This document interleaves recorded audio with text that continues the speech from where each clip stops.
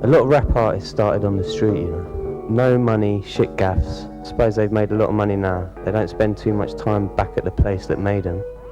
They just go straight from singing about having no money to having loads of it.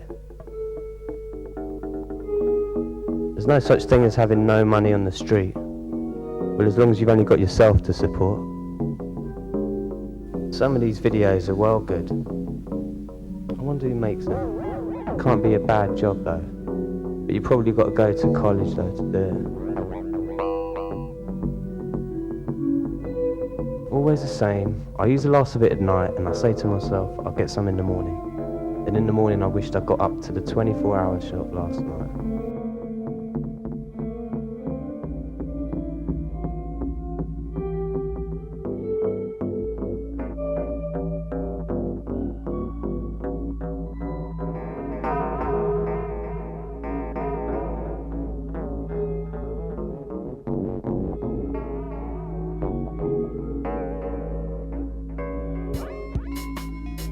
I look at the streets more as a concrete orchard than a jungle. There's never that much trouble, as long as you don't try to pick the fruit from, how shall I say, the more organised clearings.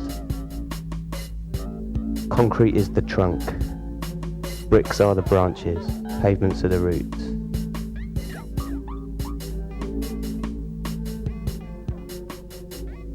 I was never any good at school. I could have been, though I was just never taught a simple thing, how to concentrate. I know that because I'm slowly learning how to do it now. I wasn't raised to be clever. I was raised to be one of the masses, one of the working ants, not by my mum. It was out of her hands as soon as she sent me to school. Every day I come back a bit different, more reliant on the lot I hang around with rather than her. It was only when I left school and moved out that I realised who she was, the person whose name was me. She was my mate then.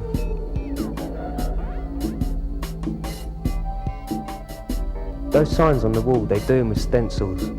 Some of them are political, but most of them are just middle-class art students. I see them doing it.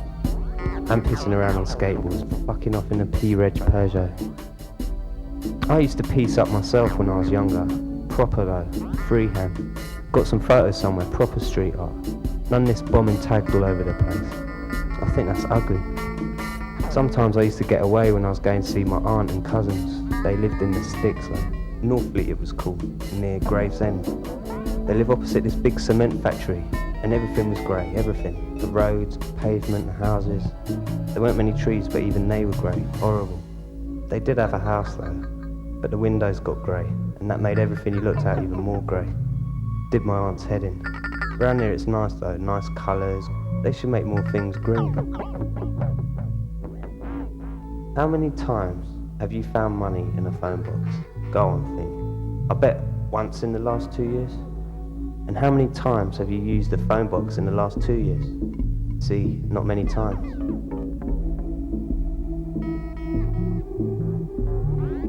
Now, if someone's on the phone, give them hassle. They all get under pressure, and bingo, it seems to work more times than it doesn't.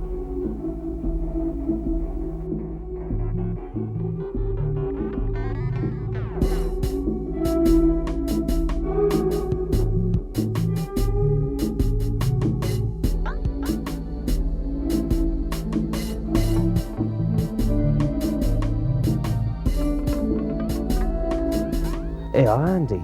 I don't have to open the door. You hear people asking, why do the kids do it? And then they say, it's because they've got nothing to do. But that's rubbish. This is the biggest playground on the planet. I used to smash up windows and go on wrecking missions and stuff. It's just adrenaline, pure adrenaline. I used to love it. Done a lot worse than that as well. The thing is though, you just grow out of it. Just as well there'd be nothing left if you didn't.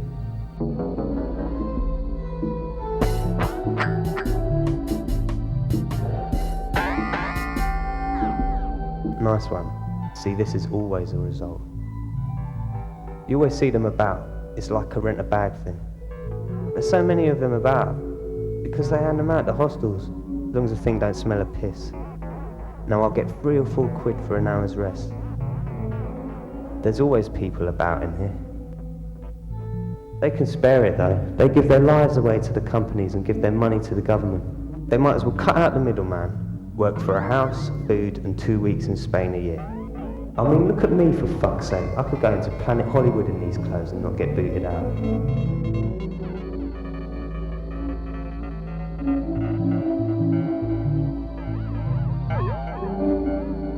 Yes, mate. Now I can only handle 1 or 2 of these. Don't know how they do it all day long. Demoralising.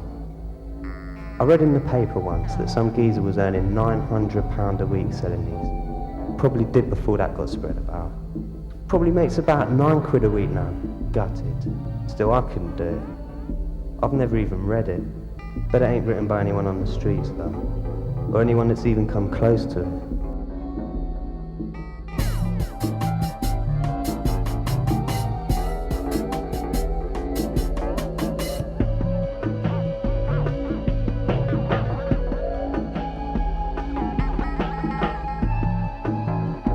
I normally give it, oh, it's my last one, and they usually go pretty quick.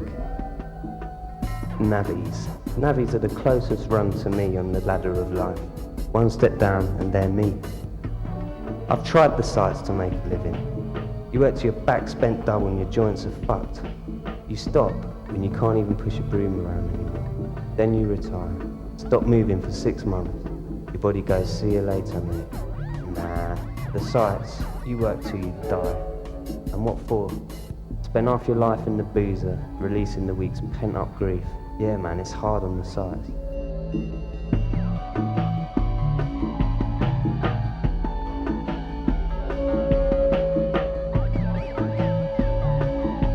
Keep your eye and you nearly always find one. Usually at night, though. This is a result as it goes. I don't mind asking people for them either. I've noticed if you stand there asking people for them, they don't get the old bill, and they don't try and stop you either. They just announce over the tannoy, it is an offence to purchase travel cards from Towers. Hand your disused travel card to a member of staff who will dispose of it. Fuck off. Just lets the punters know we're here. I mean, your average suit won't buy one, but your site worker will always want to go home for £1.50.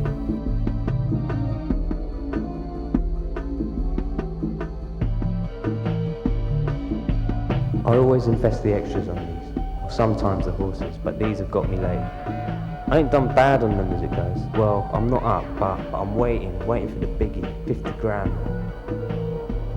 Everyone who does it dreams of that. That's why they make so much money. Everyone who does it hasn't got any money, just a bit of false hope. That's why the women spend £1 on it rather than treat their kids to some sweets. Still, if they won, the kids would have as many sweets as they wanted. And that's why their old dears are doing it in the first place. I only came out for a pint of milk.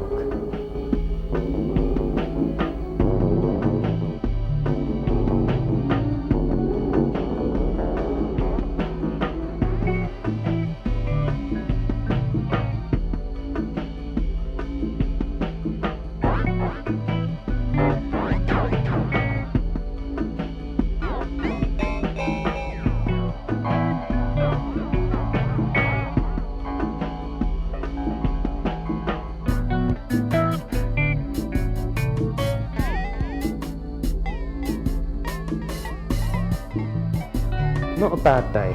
I'll get something nice for dinner tonight. Bit Chinese, I suppose. I might go on the beg up west tomorrow. Got to be careful up there though, because all the best spots are picked. First thing they try and do is get you on the gear. Then you have to give them everything you got for the habit. Even if you don't get on it, you have to give them everything you get anyway. You think you could hide it, but they know how much you make a day, and they collect daily. If you hold back, they'll shake it out of you till it hurts. Then they'll get someone else on the spot and there's no shortage of take.